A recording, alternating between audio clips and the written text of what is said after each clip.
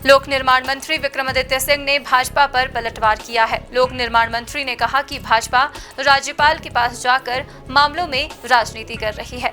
विक्रमादित्य सिंह ने भाजपा पर आरोप लगाते हुए कहा कि वे राजनीतिक लाभ लेने के लिए इस मामले का उपयोग कर रहे हैं। उन्होंने कहा कि कांग्रेस सरकार ने हमेशा ही जांच एजेंसियों के साथ सहयोग किया है और आगे भी करती रहेगी।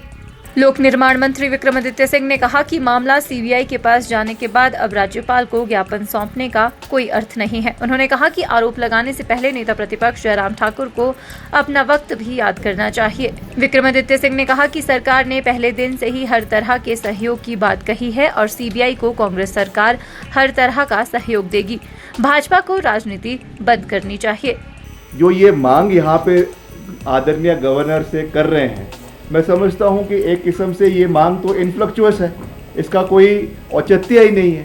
जब already the matter is under investigation, the already an FIR in the matter has been registered by the central bureau of investigation in Delhi, और उसमें मुख्यमंत्री जी who is also the home minister of the state, उन्होंने बड़े categorically ये बात कही है कि हम हर तरीके से जो है वो पूरा सहयोग सेंट्रल एजेंसीज का करेंगे। तो इसमें मैं समझता हूं कि फर्दर किसी तरीके की राजनीति की आवश्यकता नहीं है।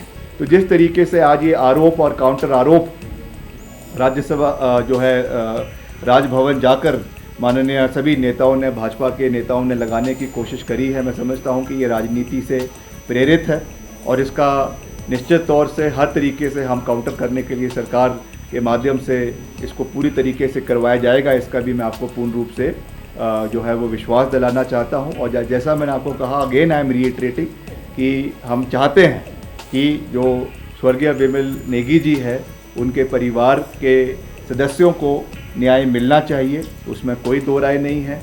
किस तरीके से किन परिस्थितियों में ये सब चीज़ें हुई उस पर मेरा कमेंट करना ठीक नहीं रहेगा। Now since the matter is already under investigation, तो उसमें सब चीज़ें निकल कर आएगी कि क्या परिस्थितियां थी, क्या चीज़ें थी।